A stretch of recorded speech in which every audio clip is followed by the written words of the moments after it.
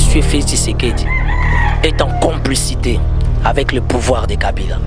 Moi, je ne suis pas de l'opposition. Je ne suis pas de la majorité. Moi, je suis de la République. Botouna Fachi, Félix Tshisekedi, pourquoi à suspendre Jean-Marc Aboundou? Pourquoi chaque fois syndicat de l'invite Moïse, Moïse ne vient pas? Qu'est-ce qui se passe entre Moïse et Félix vis-à-vis à syndicat? Pourquoi beaucoup linga lelo que syndicat azala na position mo acha lokolo na kine ezate mais nazo ko informer banakin nazo ko informer batadia bo observer les cambo bo kanga image na ba téléphone. Moïse Katumbi va rentrer na cadre de sa transition, il aura un poste important à jouer. Au besoin Félix Tshisekedi à Rosala, mais syndicat ne peut pas adhérer dans ces combats. Félix Tshisekedi a bouffé. C'est la seule raison, c'est le départ de Kabundu. Pour que ba combattant ba ke et pas Félix ba mis trouble nanda. Ndé Félix ça c'est le quoi à modérer décision Kabunda zonga na bureau tout soit temps reçoit na minute na solo la na yo na campus na Ista ba tumbi ba pinin ba siliki ba zo senga départ ya nanga. Pourquoi? Parce qu'il y a déjà une complicité entre la politique de Félix na ba connaît nanga. Malheur à nous la population.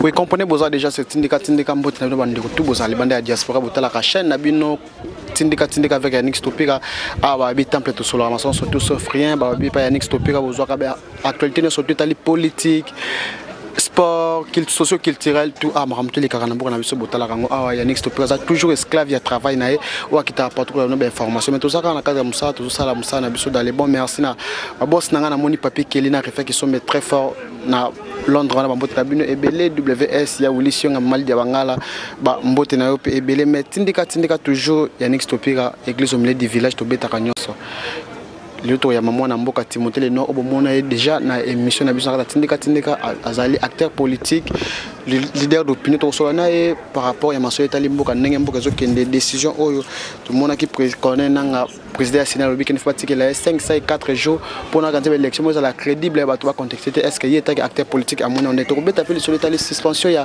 Jean-Marc Kabunda na poste na ya CG ya IDPS tout le monde tout n'avait par rapport à point de vue ce qui à mon les canisiers wana et tout ça déjà mon mboka Timothée le Nord mon invité permanent bonjour Timothée le Noir. Yannick Stopira bonjour. Là c'est payé une fois de plus pour l'invitation.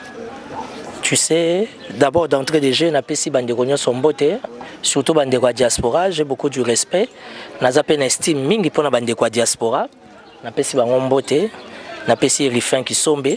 Je m'appelle Papi Kelly, Joël Akele, je vous aime beaucoup, Paparazzi, des gros bisous. Je suis là, toujours dans le cadre de l'information. Le loba na poto bazar au CP là, pour nazo sans la bango. Moi, quelques vérités et qui permettent que bango va comprendre vraiment politique en Yamboka, ndenge zotambola. C'est vrai? Les locaux connaissent Nanga, azo salagé à Kabila. Avant tout, par rapport à ma solo, batwa boulaka et que non. Yo zalaka invité na permanent okeza ke nos ko yo benga kabiso suma lobeza to bitu invité pour ya kanoza ke mutoko le kana tindika mona mboka Timothée le Noir. Non mais tindika la porte est grandement ouverte eza site nanga ite. Moi je suis tout simplement invité à za dispo na cadre de gars obeta masolo o ya monika koko ya contredire Timothée. Bochaka numéro na bino abengit à part débat. O ya monika za débat. Ko luka débat za pour mité mais faut zande na panzia makofi. Hein? Ça veut dire que quand on va dans la bino na simanda ko zo mema li bendo na ngana obeta mai Tyson. Oh obeta Tyson pour mes até mais ça na ba cote. Ça veut dire que oya monika ko le kana tindika la porte est grandement ouverte. Ngai boluka ngai pe na luka kabino pour na retransmettre et le rona bata diaspora, celui qui pense qu'il a quelque chose à dire, la porte est grandement ouverte. Celui qui pense qu'il peut me contredire, ngai na lela débat na ndenga danger. Mais ndé emilenge là vraiment pour na olonga ngai quoi na débat. Toujours par rapport à la décision corner avec 5-4 jours pour organiser l'élection crédible et contexte. C'était par rapport à ça, il y a des acteurs politiques, leaders d'opinion, je suis désolé pour connaître Nanga bana poto bana diaspora bo téléma parce que c'est maintenant qu'on doit traiter les cas de connaître Nanga. Connaître Nanga il ne joue même pas les double G, mais qu'on a fait les jeux du président Kabila. Pour Baouti Kobengi Sanga, l'India ou Abagazenga, Mabe pas ta service pour Nanini, Nazobenga Kabila. Et pourtant Macron, Tobenga Macron, Donald Trump, Tobenga Donald Trump, Balobi son alingi liwate, Fona Benga président. Bon. Comme on fait la politique d'une manière républicaine, démocratique, Tokobenga est président parce qu'il est chef de l'État, mais qu'on a fait les problèmes de chef de l'État. La ligne a expliqué que Potolo Moya Moukié. Penapesi bino TP, bino mo développeur. RDC pratiquement, selon ma statistique, il y a PAM, Programme alimentaire mondial, il y a UNESCO, il y a PNUD, il y a OMS. RDC a pratiquement 80 millions d'habitants. Corneille Nangaa nous parle que jusque-là, il y a eu au moins 45, 42, 43, 45 millions d'enrôlés. Yebisanga Yanis Topira, Yosa journaliste d'investigation. Sur base de quel élément aujourd'hui, au travers l'enrôlement, donc nous en a 43, 45 millions. Donc plus de 50%, il y a la population qui va enrôler. Ça veut dire qu'ils ont magouille. Plus de 50% de la population va enrôler sur base de quel élément? Ça veut dire qu'aujourd'hui, s'il y a des gens qui se sont enrôlés, ils ont 15 à 20 millions de dollars. Les restes, on a connu Nangazo Bakisawana, ils ont déjà fictif au voter président Kabila. Au cas où, à s'entêter, ou au cas où, à Tché Moutunaye. Parce que le calcul de sa carte, c'est lobby qui s'enrôle à cause de la candidat président à Kochamoutou. À Kochamoutou, mais la machine est déjà en marche. Ça veut dire que la CENI a déjà préparé le coup. Donc, tant que nous se distrait à référendum, nous se distrait à transition sans Kabila, au niveau de la CENI, ils ont déjà fait les plans. Non seulement fait les plans, ils ont déjà boutiqué les plans. Raison pour laquelle quand on fait la politique, il faut être pragmatique. Il faut avoir tous les données. Alors, donner aux Tozanango, on a Sabino pour vérifier. Congo, tous en pour Manzela, tous en pour accessibilité, tous en la population à 40 millions, 80 millions d'habitants, les lots 43, 45 millions d'habitants va s'enrôler, ça veut dire 60 à 65% de la population, ils ont raté. Donc c'est impossible. Alors, na minute yo batapoto au lieu de cibler l'objectif Kabila doit partir parce que Kabila est déjà partant. Le président Kabila est partant, il a fait ses deux mandats constitutionnellement parlant, juridiquement parlant, a déjà orgé. Ça veut dire que maintenant bino bana poto et longona biso et j'en interpelle à la conscience de tous les politiciens au balingi réellement alternance. La première des personnes qui doit partir en ce moment c'est Corneille Nangaa. Corneille Nangaa fois kende baluka mutu moko aza neutre. Le noir na katuma mokepa qui au sein départ. Corneille moto soko sengi Corneille Nangaa qui ozonga sous machine sima zéro. Corneille Nangaa soka kei ça va rien changer parce que serveur est ça.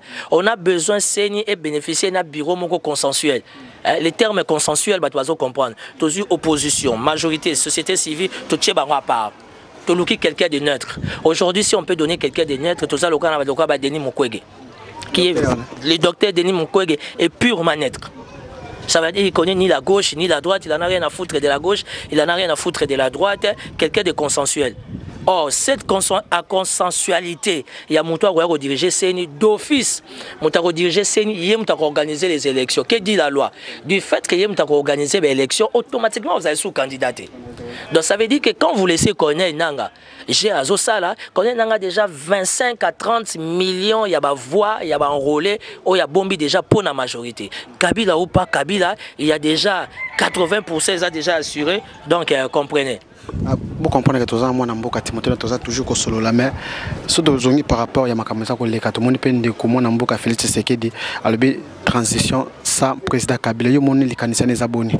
Na ko rassurer batapoto cameraman zoomengai. Na bi ke batapoto mingi présence nangé dérange Rabino. Mais na lingi les lobo landangai et comme dit la Bible heureux les esprits avertis.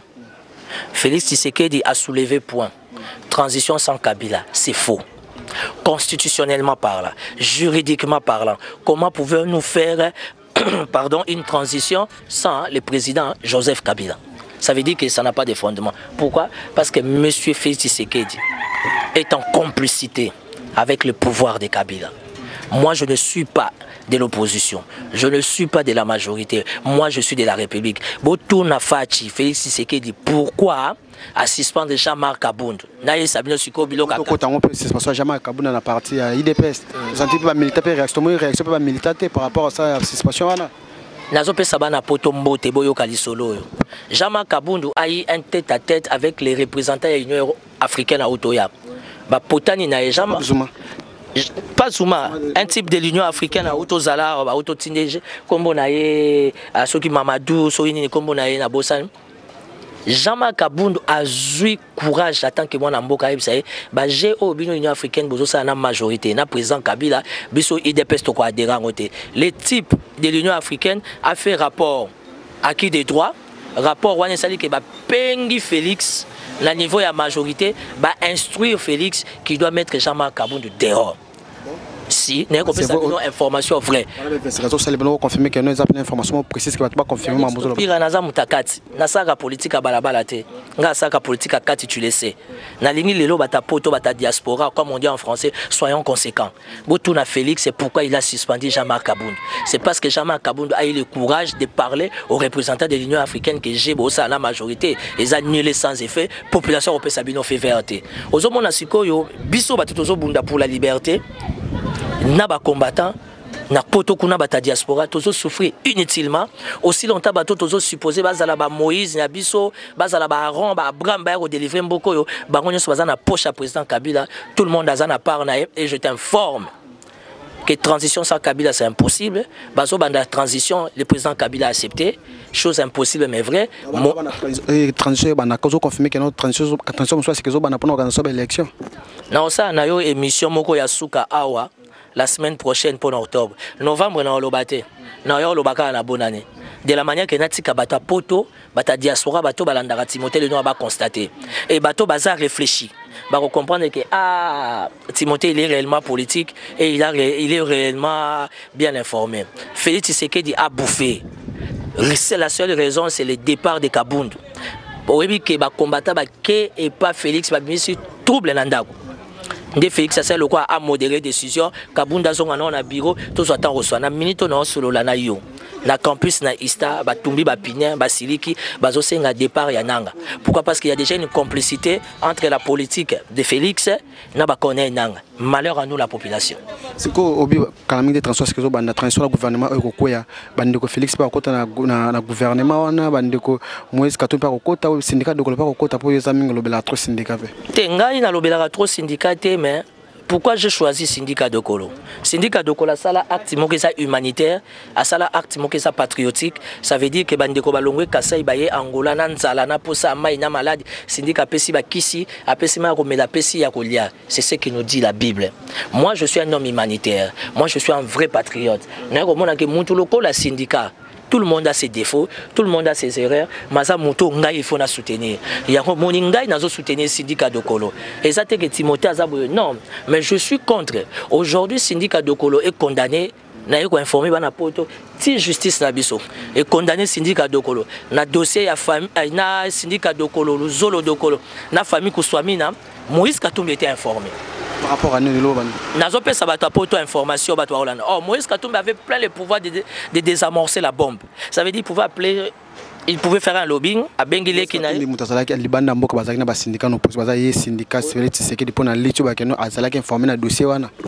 Moïse Katumbi ne joue pas franc jeu. Transition et Zobanda. Moïse Katumbi sait. Il a déjà signé les papiers. On va lui accorder son pardon. Il va rentrer ici, à cause d'un poste important, il va oublier le syndicat de Kolo. Errer les esprits avertis. Nazolo Bapona Posa Rolobate, les politiciens congolais bazarisés. Aujourd'hui, le syndicat de Kolo est entouré par des gens qui ne l'aiment pas. Tout le monde traite des syndicats de Kolo. Oh, azabou, azabou, azabou. Non, syndicat de Kolo a eu la grâce de tomber sur une femme qui est la femme la plus riche d'Afrique. Moi, c'est Naya Lingui, Balani, Basali communauté des biens. Aujourd'hui, syndicat de Kolo, c'est un homme d'affaires très respectueux. Aujourd'hui, syndicat de Kolo pense que la gestion, il y a un gouvernement congolais est instable. Les mêmes syndicats de Kolo, oh, il y a des moyens en disposition. Naba ndenge baza quattro na bango na ba Félix na ba nani na ba Moïse mais Moïse l'a lâché. Syndicat de Kolo a sali le lancement officiel ma kamina citoyenneté na Londres. Moïse Katumbi a sabiso pourquoi il n'est pas venu. Pourquoi Moïse Katumbi quand il doit organiser quelque chose syndicat doit venir. Na tournaye yé aboyi koya makambo syndicat. C'est parce que les gens ne jouent pas franc jeu. Au moins tu comme na stade moko bandeko fo ba comprenaka. Bandeko fo ba comprenaka que la mission. Syndicat de Kolo, je suis d'accord de l'accompagner. Parce que jamais vous me verrez, moi, Timothée Lenoir, parler au nom de Kabila. Jamais. Kanga data lelo. Mais lelo zolo babu bam soba loba ki belé to mona ki papa na biso lenga ko ya loba ki awa timba makelele na rassemblement ti ba pesi ba poste avant to moni ba to belé bazana ko tekita po yo moko belelo pe mona mboka Timothée na soki ba bendi yo mo poste yo ko makambo zo ko changer langage mbala moko te. Yebisanga ya Nix Topira ti to vandi na ba université ti to zo sambela nzambe butu na moyi mboka za la délivrer donc to zo bundaka pour na ko zo poste soko zo ba o bazwa ki poste lelo Kabila bosa na bango. La vie d'un homme, ce n'est pas un poste. C'est vrai que quand nous menons un combat politique, il y a un objectif qu'il faut avoir un positionnement. Il y a une belle parole que Germain Kambinga, ce n'est pas moi. Germain Kambinga, c'est mon ami, je le respecte beaucoup. Germain Kambinga, ce n'est pas moi. Bisogno soto ande morote ngaza na lokoso ambongo to vandi na ngai. Omona ka soki eza to kaboli to pira soki ezate ezate. Est-ce que pour faire la politique, il faut kolandaka mbongo? Si le peuple a kufa na bazamba, peuple a kufa na ben, baso bazo violé, peuple a kufa boyeboy na Tanganyika, partout il y a des guerres. Donc biso problème biso ezaka ko zambon. Non. Le problème c'est que bande qu'on a biso opposition ne joue pas frangé. Moïse Katumbi n'est pas sincère vis-à-vis des syndicats de Kolo. Félix Tshisekedi n'est pas sincère vis-à-vis des syndicats de Kolo. Il est grand temps pour les syndicats de Kolo d'ouvrir les yeux, de comprendre qu'il n'a pas besoin de plate A, il n'a pas besoin de les amis des syndicats, les population. Je suis en train de passer un message fort. Heureux les esprits avertis va vérifier. Pourquoi à chaque fois syndicat de Kolo invite Moïse ne vient pas? Qu'est-ce qui se passe entre Moïse et Félix vis-à-vis à syndicat? Pourquoi beaucoup linga lelo qui syndicat azala na position mo acha lokolo na kine ezate mais nazo ko informer banakin nazo ko informer batadia bo observer les cambo bo kanga image na ba téléphone. Moïse Katumbi va rentrer na cadre sa transition, il aura un poste important à jouer au besoin Félix Tshisekedi Rosala, mais syndicat ne peut pas adhérer dans ces combats. Pourquoi? Parce que soi-disant oh bazar ba grand frère naé au bazar na combat politique ils l'ont lâché. Aujourd'hui, le syndicat de Kolo a été condamné. Et puis, il n'a pas été condamné seul. Non, pour moi, le syndicat de Kolo, ce n'est pas qu'il a une expérience politique ou pas. C'est un garçon qui a des ambitions, c'est un monsieur qui a un peu de moyens, c'est un monsieur qui veut participer au combat en fait de libérer sa nation. Le syndicat de Kolo, il est congolais.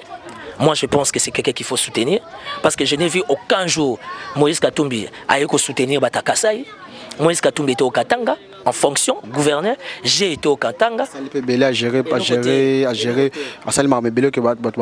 le premier de la classe. Je n'ai jamais été de la majorité. Parmi les 11 gouverneurs. Natikala ko jamais muta majorité. Donc on a les premiers, on a les chèques à majorité na EBT. Novembre na olobate. Mais la bonne année na ko expliquer bino quel est le vrai conflit ya Moïse Katumbi na président Joseph Kabila. Tout comme qui na soka déjà pour chiter na déjà tout ce que la minute mo ke ba salanga signe na réalisation kuna merci na ndeko na biso Archange Kasongo na Suède wana patala ka biso parce bunda pona mboka zalaki na États-Unis azoki na minute Suède depuis mbote belé na ndeko Jean-Pierre Tsingabo et puis alanda ka pe minga festa par rapport ya lit na yo. Comme qui est dans ce poto chiti to kipende ko moko ya majorité bakela ko mbakela bike na azolo bana makele pona azana pia kazana lokote so ba pese lo fonction ko kangani muno ko mazolo. Papi Tamba aye ko kota pigeon na 2015-2016 ngana kota mbinza pigeon na 1993. Papi Tamba aza voisin na ngai na pigeon. Papi Tamba a futelaka na lupango ya Fredi Mpiana. Azoko ko futa loyauté, ako futa maïté, ako futa couranté. Papi Tamba itisaka maïtio et utaka na lupango na biso. Si Papi Tamba est là, excusez-moi pour les termes, pour lécher les culs, il y a autorité, il y a majorité, moi je ne suis pas comme ça. Papi Tamba azana posa ba musicien ba yemba kaye. Montazaka ko yemba ye musicien kala dakomuda bongola mutema. Je parle de monsieur syndicat de Kolo, je parle de monsieur Moïse Katumbi, je parle de Félix, je parle du président Kabila. Comme mangana débat ya caniveau te batoka ba Papi Tamba. Papi Tamba débat dans la majorité, ti les lois bimata bourgmestre. C'est quelqu'un qui a faim. Il a plus de 50 ans, azata na lupangote. Alors il faut pas me comparer au moins tout ça politique, tout permettre batuba soit temps ya ko analyser ba fait. Faut pas me comparer na batoka ba Papi Tamba. Na majorité to ba communicateur ba qui sont mes ministres. Papi Tambati, les lois Azata bourgmestre, Azata chef du quartier, quelqu'un qui représente rien. Ozwinga vraiment besoin bien. Hein? Maman Ngaï Joël Akele, paparazzi Zwanga bien. Il faut jamais me comparer avec Papi Tamba. Ozwi Rifin qui sont Ozwi Papi Kelly, Ozwi Timothée Lenoir, au comparer Bisso Lissou na Papi Tamba. Papi Tamba il a faim. Namitouna Koutou Mikanda na ya pot aussi il a un ordre. Donc c'est un débat de caniveau, c'est quelqu'un qui a faim. Il est là entré, il y a kombola ma belé, mova leka, bouchaba leka, au pain leka, donc tu me verras jamais dans ça. En aucun jour. Caméraman Zouangaï, en aucun jour, tu verras Timothée Lenoir soutenir le président Kabila. Jamais. Nous avons une opportunité, il y a Komona, il y a Kokot Saba demande, na message dans les fin du monde était via moi na mobile, il faut moi dignité, moi personnalité, moi auteur. Na ba faiblesse, na bozangi, na bonyamananga. Jamais tu me verras soutenir le président Kabila. Avec quelle majorité? Une majorité de satanistes et au bazo kende. soyons quand même des humains. Bah image peut bomber l'autre retour no lobby air changer langage comme ko téléphone et sur les gâteaux ya mbali sochombote. Le président Kabila o nommé ngai. Je serai la première des personnes dans l'histoire ya mandat ya Kabila. Ba nommé ngai lobby na démissionné. Kanga data lelo. Voilà. Voilà, Timothée Noir, merci pour répondre à l'invitation. Merci à Bandeko Batala Kabiso, CRTT Tumba, Maman, na Chris, na Joyce, na Londres, na Bambote na Ebele, na Moni Peli Susu, Lando Muzinga na Rennes, Bambote na yo, Alain Malumbi na Londres, Bambote na yo, Malila de Londres, les champions, Bambote, Ebele Botala ka émission na biso paparazzi toujours, Tozana Timothée Lenoir, na ebite peut-être dans Bambote Batala biso na soko biso na nito pesa so Bandeko Bambote, na eti so zape na quelques personnes ba soutenir ko peli bando ko pesa ba Bambote ko sala c'est bon, ba ko pasteur Maman Pasteur Bibiane pena pariata la commune. Maman Pasteur Bibiane, j'ai besoin de vos prières. Soutenir dans la prière, nous avons besoin de vous. Maman Pasteur Bibiane, le but est que sommes dans la politique. Il faut qu'on m'aide ou bien que nous lions bongo eza ya makila. Nzambo yo sambelaka akoko benyenga, naza la paix, calme. Parce qu'avec le minimum, je me suffis. Mais bah besoin ezanga raté, batapoto je vous salue. Les fins qui sont promis de m'appeler. Merci. Joël Akele à Bengaringa, Tosololi. Joël Akele, merci beaucoup. Tu m'as beaucoup soutenu. Maman a récupéré déjà santé. Maman Zarobela, ça va, c'est essentiel. Tout le monde va benga, non, comment il y a un homme politique, au Golé Kanate volé la Nazo les latins. Ça veut dire que Nazo le Bamakambo est vrai. J'étais à Luanda, j'ai dû rentrer. L'état de santé de ma mère n'était pas bon. Gloire à Dieu. Joël Akele m'a appelé, elle m'a beaucoup soutenu. Les fins qui sont Bengingaï à Sali transfert, et ça ira toujours bien, c'est ça la famille. Malela de Londres, je suis calme. Depuis le lobby, fait tout ça l'émission, parce que voiture n'a pas tout ça, on va pandier longi. Tant qu'on le bango na caméra, oh azole la lela. Nazole la tête, zaka qui n'a pas na banco. Nous avons mais Dieu seul sait, ce pays nous appartient. On va délivrer ces pays, qu'ils les veulent ou pas, Kabila va partir. Alternance éco-s'imposer. Mais avant le départ du président Kabila, on doit s'occuper de Corneille Nanga. Corneille Nanga a 20 à 25 millions, il y a un relais fictif. Bana poto, to créer mouvement moko citoyen, to soit accès na serveur, Boropé Sanga raison. Donc, bâtiment sa poto pesi bangombote. Paparazzi, je te salue. Je salue une fois de plus Joël Akele. Joël Akele m'a dit qu'à occuper Kanayo. Rifin qui sont boyé bisinga qui occupé Kaya Stopira parce que na programme loyer tisco azaka alibanda via moi mobile na Congo mboka ya passe mboka ya souci olali na kando la muki na kanda. Je salue tout le monde qui m'aime bien ba ope balinganga te balimbisa fali poupa nazo c'est la nzembo la République. Tu dois. Ça, c'est un ordre qui vient du ciel. Tu dois chanter pour la République parce que la République est dans les besoins. On est ensemble. Prochainement, on va expliquer qu'est-ce qui s'est passé entre le président Kabila et Moïse Katumbi. Mais Botala Moïse Katumbi bien entourage. Botala Feti Sekedi bien entourage. Syndicat Dokolo est en danger. Si le chairman, Syndicat Dokolo, va m'écouter, est en danger, je demanderai à Syndicat Dokolo d'aller voir Jean-Pierre Bembala. À rejoindre 2-3 conseils. Oui, qui permettre qu'il y ait sous maîtrise, il y a ceinture, il y a soi-disant opposition au Congo. Parce que le peuple a souffert. Bemba va beaucoup aider le syndicat de Kolo. Et je demande à syndicat de Kolo, avec tous les respects, d'aller visiter Jean-Pierre Bembala. Et on reçoit 2-3 conseils, on va comprendre qui sont réellement les soi-disant collaborateurs ou frères, ou aux associés dans Bango, bazo lié au CC, baza déjà promis, vice-premier, ministre d'État, dans le cadre de transition sous la bénédiction du président Kabila. Merci beaucoup za message ya suka mona mboka Timothée Lenoir au tozana besoin ko sona next point numéro affiché wana benga to ko sola bandeko to diaspora mbote merci na Lionel na caméra wa toujours na accompagner nanga merci na Mike na technique na sima pe kuna bandeko tout bo s'abonner à numéro affiché benga to ko solo nga na tikbino na mbala sima ciao to ko sola kaka na micro ya tindika.